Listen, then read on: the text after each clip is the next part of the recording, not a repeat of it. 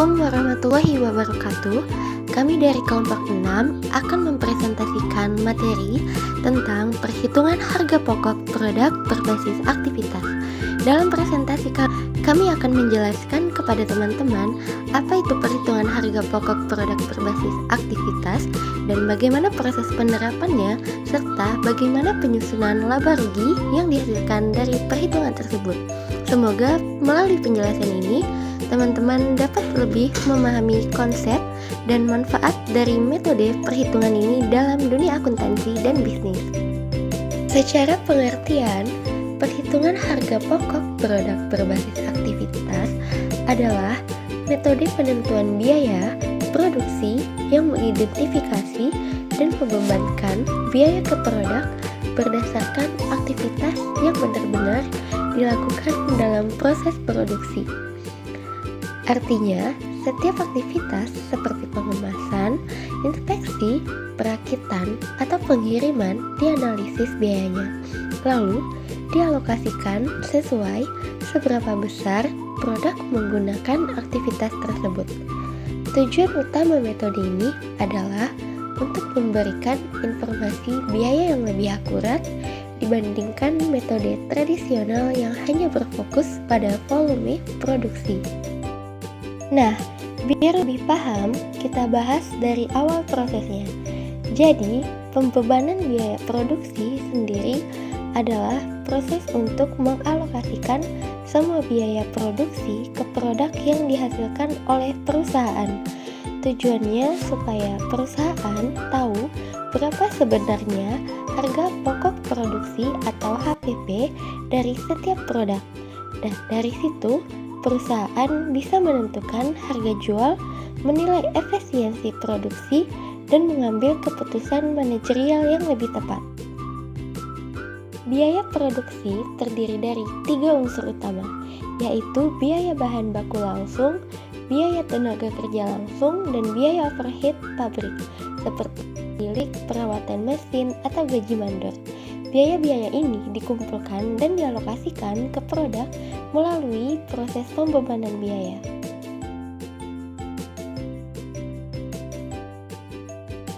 Dalam praktiknya, ada beberapa metode pembebanan biaya produksi. Metode pertama adalah metode harga pokok pesanan atau job order costing.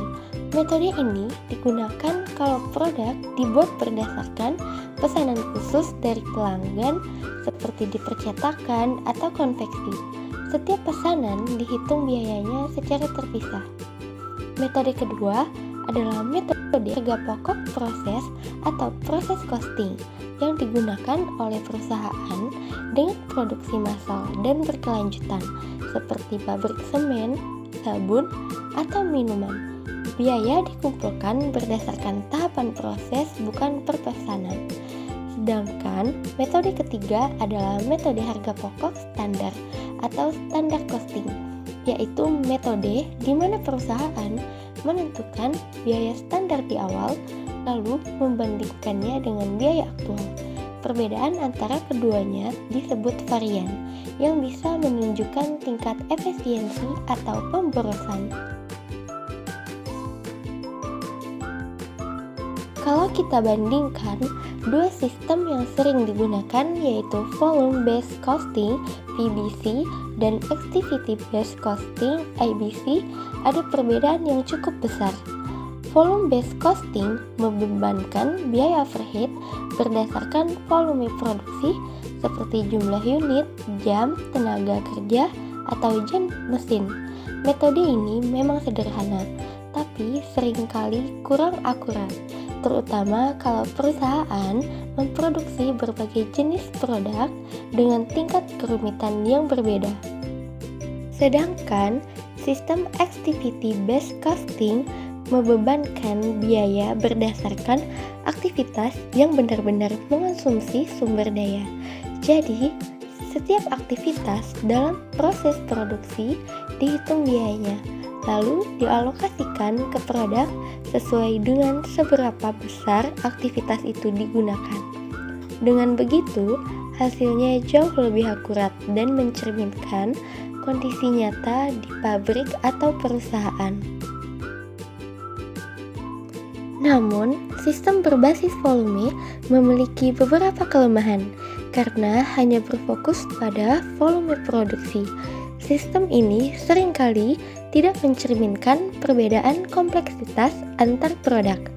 Dua produk yang diproduksi dalam jumlah yang sama bisa saja mempunyai tingkat kerumitan yang berbeda, tapi tetap dibebankan ke biaya overhead yang sama.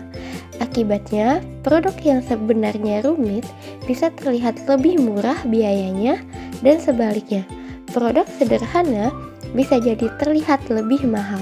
Ini tentu berpengaruh pada keputusan manajemen seperti penetapan harga atau evaluasi kinerja produksi. Nah, disinilah keunggulan sistem activity based costing terlihat. Metode ini mampu memberikan hasil perhitungan biaya yang jauh lebih akurat, membantu perusahaan memahami aktivitas mana yang paling banyak menyerap biaya, serta memberikan dasar lebih kuat untuk melakukan efisiensi dan pengendalian biaya. Selain itu, informasi dari sistem ABC juga membantu perusahaan dalam pengambilan keputusan strategis, seperti menentukan harga jual realistis, memilih produk yang lebih menguntungkan, hingga mengidentifikasi aktivitas yang diperbaiki untuk meningkatkan efisiensi kerja. Untuk menerapkan sistem activity based costing, ada beberapa langkah penting yang dilakukan.